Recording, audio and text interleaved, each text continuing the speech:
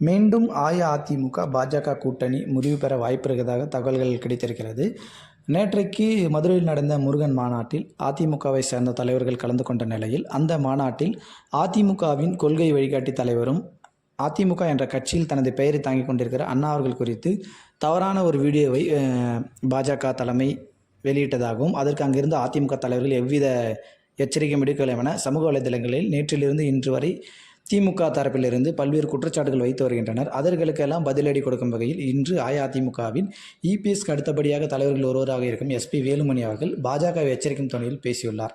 முருகன் மாநாட்டில் பெரியார் அண்ணா குறித்து சர்ச்சைக்குரிய வீடியோ ஒளிபரப்பியதற்கு எதிர்ப்பை பதிவு செய்த அவர், அண்ணா பற்றி 2024 பேசியதற்கு இபிஎஸ் என்ன முடிவெடுத்தார் என பாஜக கூட்டணி மிரட்டும் தொனியில் பேசியுள்ளார். 2024 இவ்வாறு அண்ணா அவர்கள் குறித்து அண்ணாமலை அவர்கள் பேசியதற்காகத்தான் இந்த கூட்டணி முடிவு பெற்றது எனவும் மீண்டும் இந்த கூட்டணி முடிவு பெறுவதற்கான வாய்ப்பு அதிகம் இருக்கும் எனவும் எஸ்பி வேலுமணி அவர்கள் சொல்லாமல் சொல்லியிருக்கிறார். அதிமுக பாஜக கூட்டணி மிகவும் நெருக்கமாகி கொண்டு வரும் வேளையில் எஸ்பி வேலுமணி அவர்களின் பேச்சு மீண்டும் இந்த கூட்டணி முடிவு கொண்டு வருமா என அரசியல் வல்லுநர்கள் கருதுகின்றனர். தொடர்ந்து அரசியல் சார்ந்த காணொலியை தெரிந்து கொள்ள நம்முடைய சேனலை சப்ஸ்கிரைப் செய்ய கேட்டுக்கொள்கிறோம். நன்றி.